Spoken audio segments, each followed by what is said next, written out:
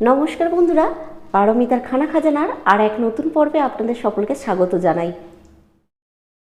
বন্ধুরা, আজকে আমি একটা হেলদি স্মুদির রেসিপি নিয়ে চলে এসেছি। তা হলো ওটস পাপায়া স্মুদি। সামনেই পুজো, তাই পুজোর সময় নিজেকে সুন্দর দেখাতে হলে এখন থেকেই কিন্তু ডায়েটের ওপর একটু খেয়াল রাখতে হবে। আর সেই কথা মাথায় রেখেই আমি এই পুরো সপ্তাহটা আপনাদের জন্য কিছু ওয়েট লস বা ডায়েট রেসিপি নিয়ে চলে আসব। তার মধ্যে প্রথম হলো এই স্মুদি।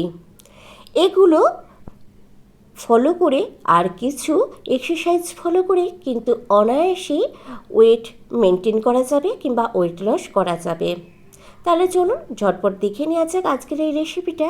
আশা করছি ভালো লাগবে। আমি এখানে প্রথমে একটা বাটি নিয়ে নিয়েছি, নিয়ে তার মধ্যে আমি নিয়ে নিচ্ছি 4 টেবিল স্পুনের মতো ওটস। এই স্মুদিটায় আমরা যে ইনগ্রিডিয়েন্টসগুলো ব্যবহার করব সেগুলো কিন্তু আমাদের স্বাস্থ্যের পক্ষে প্রচণ্ডই উপকারী। আর ওটস তো আমাদের কতটা উপকারী সেটা বলার অপেক্ষা রাখে না। ওটস ডায়াবেটিস কিংবা কোলেস্টেরল পেশেন্টদের জন্য কিন্তু খুবই উপকারী। এবার এর মধ্যে আমি সামান্য পরিমাণ জল দিয়ে দিলাম, দিয়ে ওটসটা আমি 3-4 মিনিটের জন্য একটু ভিজিয়ে রাখবো, যাতে আমরা যখন স্মুদিটা বানাবো তখন যেন ওটসটা ভালোভাবে পেস্ট হয়ে যায়। তো 3-4 মিনিট পর দেখুন আমাদের ওটসটা কিন্তু ভালোভাবে ভিজে গেছে, নরম হয়ে গেছে। এবার আমি একটা বড় গ্রাইন্ডার জার নিয়ে নিলাম, নিয়ে তার মধ্যে আমি প্রথমে দিয়ে দিচ্ছি আগে থেকে ভিজিয়ে রাখা ওটসটা। এবার এর মধ্যে আমি দিয়ে দেবো পেঁপে। আমি এখানে পেঁপের 10-12 টুকরো নিয়ে নিয়েছি বড় বড় সাইজের। আপনারা যদি পেঁপে পছন্দ করেন এর থেকে বেশি পরিমাণেও দিতে পারেন, তাতেও কিন্তু কোনো প্রবলেম নেই। তো এবার আমি পেঁপেটা দিয়ে দিলাম এখানে। দেওয়ার পর আমি এর মধ্যে দিয়ে দেবো ফ্লেক্সিড। আমি এখানে 1 টেবিল স্পুনের মতো ফ্লেক্সিড দিয়েছি। তো যাই সব বন্ধুরা ফ্লেক্সিড জানেন না, দেখে নিন, এরকম দেখতে হয়। আর ফ্লেক্সিডে প্রচুর পরিমাণে ফাইবার, আয়রন, ক্যালসিয়াম, ম্যাগনেসিয়াম এবং ওমেগা 3 থাকে, যেটা আমাদের শরীরের পক্ষে কিন্তু প্রচণ্ডই উপকারী। আর এর মধ্যে আমি দিয়ে দিলাম 3 টেবিল স্পুন টক দই। আর এর মধ্যে আমি একটু মিষ্টির জন্য দিয়ে দিচ্ছি 1 টেবিল স্পুনের মতো মধু। পেঁপেতে অলরেডি মিষ্টি আছে, তারপরে যদি এক্সট্রা মিষ্টির প্রয়োজন হয় তাহলে মধুটা অ্যাড করতে পারেন, আর না চাইলে নাও অ্যাড করতে পারেন। এবার এই সবকটা উপকরণ আমি গ্রাইন্ডারে একটু পেস্ট করে নেব।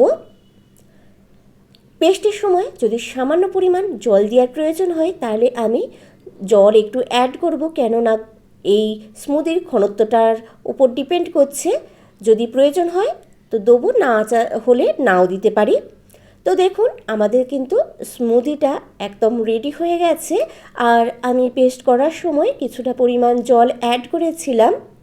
তো এবার আমি এই স্মুদিটা একটা গ্লাসের মধ্যে ঢেলে নিচ্ছি, দিয়ে আমি ওপর থেকে কিছুটা অংশ ফাঁকা রেখে দেবো, কেননা আমি ওপর থেকে দিয়ে দেবো আগে থেকে ভিজিয়ে রাখা বেসিল শিট। আপনারা এখানে বেসিল শিট বা চিয়া শিট যে কোনো একটা ব্যবহার করতে পারেন। আমি এখানে বেসিল শিটটা ব্যবহার করেছি। বেসিল শিটে কিন্তু প্রচুর পরিমাণে আয়রন, ফাইবার, ক্যালসিয়াম আছে, যেটা আমাদের স্বাস্থ্যের জন্য খুবই উপকারী। তো আমি উপর থেকে একটু বেসিল শিটটা দিয়ে দিলাম, দিয়ে আমি এইভাবেই পরিবেশন করে দেবো। তাহলে রেসিপিটা আপনাদের কেমন লাগলো অবশ্যই কিন্তু আমাকে কমেন্ট করে জানাতে ভুলবেন না। আর রেসিপিটা ভালো লেগে থাকলে অবশ্যই কিন্তু লাইক আর শেয়ার করে দেবেন। আর আমার চ্যানেলে নতুন বন্ধু হয়ে থাকলে অবশ্যই চ্যানেলটা সাবস্ক্রাইব করে রাখুন, তাতে আমি যখনই কোনো ভালো ভালো রেসিপি বা কোনো ভিডিও আপলোড করব সবার আগে নোটিফিকেশন আপনার কাছে পৌঁছে যাবে। আর বন্ধুরা বলে রাখি, যে কোনো ডায়েট ফুড বা ডায়েট ফলো করলে সাথে সাথে কিন্তু হালকা এক্সারসাইজ বা ওয়াকিং করতে হয়, না হলে কিন্তু কোনো ডায়েট ফুডই ওয়েট লস করতে সক্ষম হয় না। তাই ডায়েট ফুডের সাথে সাথে সামান্য এক্সারসাইজও করবেন, তাতে কাজ কিন্তু খুব তাড়াতাড়ি হবে। তো আশা করছি আপনাদের এই ভিডিওটা ভালো লেগেছে এবং উপকারেও লাগবে।